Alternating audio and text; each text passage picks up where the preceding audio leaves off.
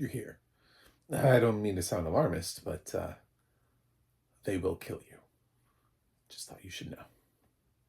This is a new film. It's a horror comedy. Came out in March. It premiered at the South by Southwest Film Festival before Warner Brothers distributed it almost immediately after using South by Southwest as a platform to gain some buzz for the film, which did okay at the box office. And now it's available for you to stream on HBO Max. Yay! We all win with audio description from Deluxe, narrated by William Michael Redmond. So, which is important because this is a very gory movie. So, kudos to the team on this one. This was a very fun horror comedy.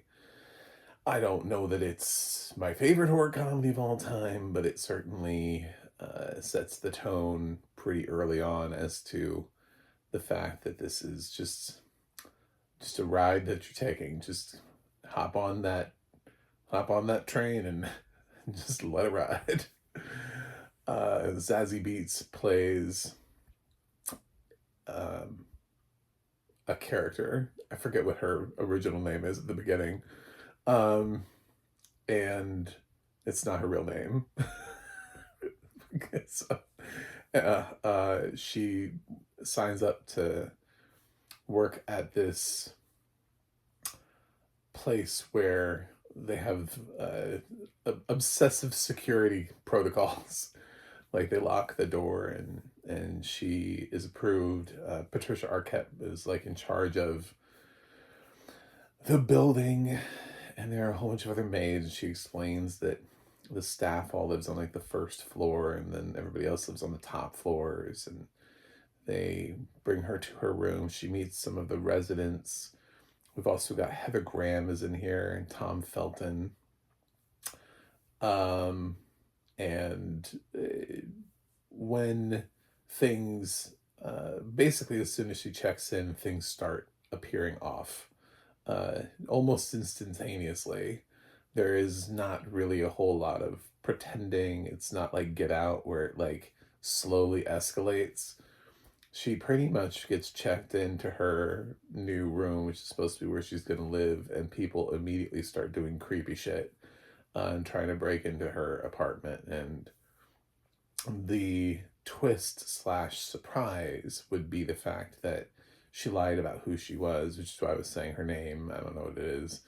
And she actually she knew something was up about this place because she's come here to retrieve her sister, who is somewhere here in this place, but she doesn't know enough about just what exactly is happening inside this building and to the extent of what she just got herself into. However, she is pretty resourceful, pretty badass, and dispatches bad guys pretty easily. The only problem being they might not stay down. So this is a very bloody affair with lots of crazy death sequences and decapitations and heads exploding off and arms falling off. And there was a gnarly one where someone who had been decapitated or had lost had their head blown off was still coming at her with like little pieces coming up out of their neck, like of their spinal cord. Anyway, it's a very gory movie in that regard.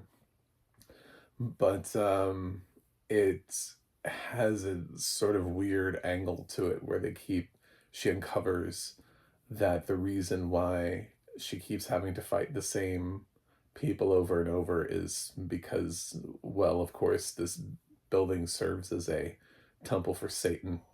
And what they were going to do with her was use her for a sacrifice to the devil that night. And it's what keeps them so that they could never die, and literally never die, because any rule that would normally apply to anybody else doesn't apply to them.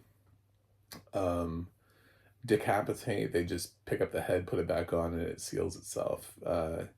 Head being blown off is a little bit different because then they have to like regrow the head.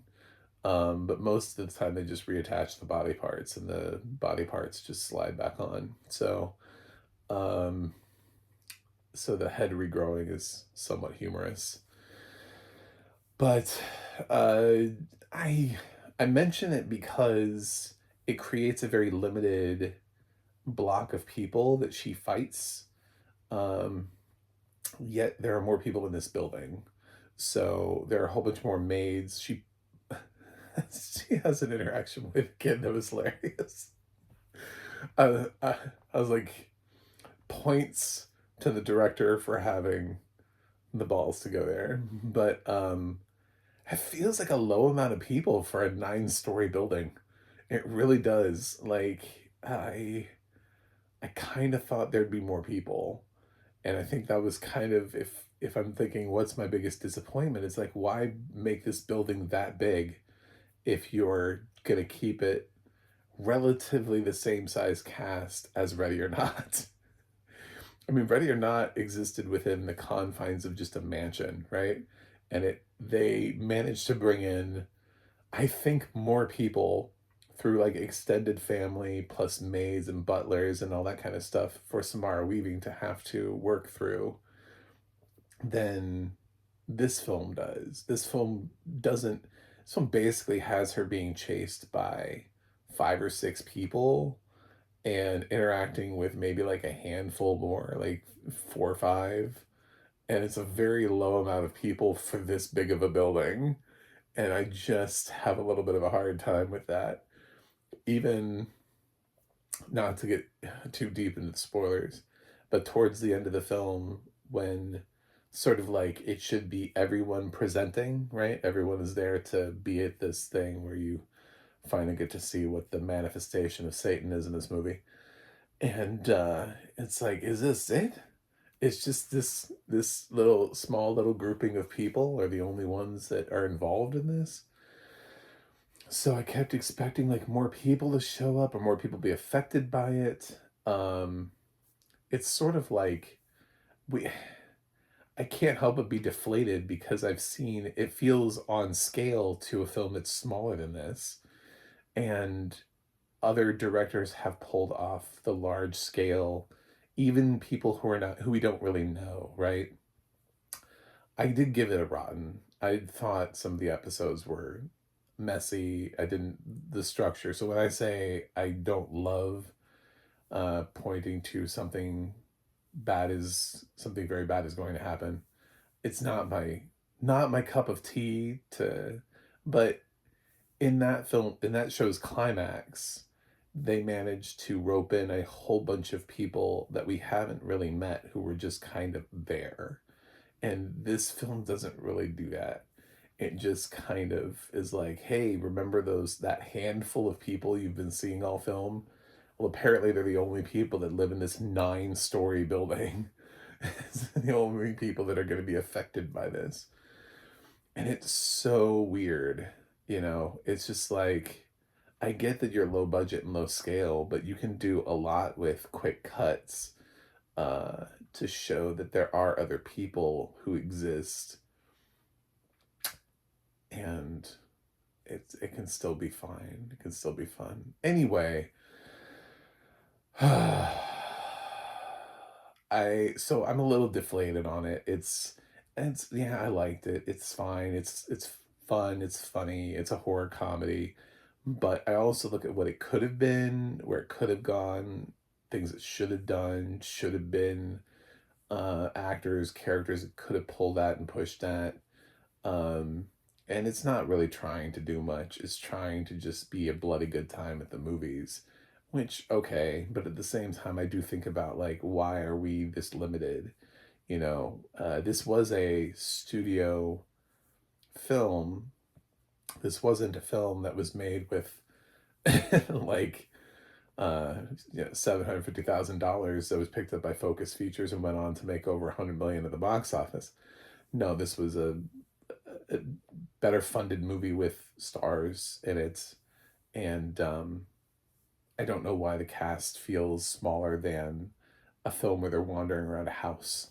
Like, you should feel like you're greater than uh, these some of these other films, like Ready or Not. Anyway, um, I don't know if any of that makes sense, but it is fun. It's a great platform for Zazie Beetz moving forward as a leading lady actress who can anchor a film, who can show you that they've got attitude the whole time. I thought it was a great launch platform for her. Mahalia plays a character in this. I guess she's an industry. I'm not that familiar with it, but I decided to shout it out because I don't want to not shout out an industry person and miss those actors that I don't personally know because I stopped watching Industry in season one. But yeah, so They Will Kill You. I'm gonna give it a 7.1 out of 10. Audio description's exceptional. It has so many weird, gory things that it gets to uh, I don't know, get into, describe some weird shit that happens towards the end of the film. It's this is a film for people who like horror comedies, like for sure. It's not really terribly scary. Um, it is very bloody and gory though. I mean, it is that. So, it's are there gorier? Yes, absolutely, there are gorier films than this. I've seen way, but the point of this is to be able to turn around and chop somebody's arm off. You know what I'm saying? The point of this is to be able to slit someone's throat. Like, there aren't really just like quick deaths where somebody just like falls down some stairs. You know, like whoa. So, I mean, like every death is bloody, and because of the fact that they are Satan worshippers, they just get back up. So whatever. So they just get to be bloodily killed again, and again, and again. So anyway, check it out if you want. That's it for me. Thanks for watching. Thanks for subscribing, and I'll see you guys on the other side.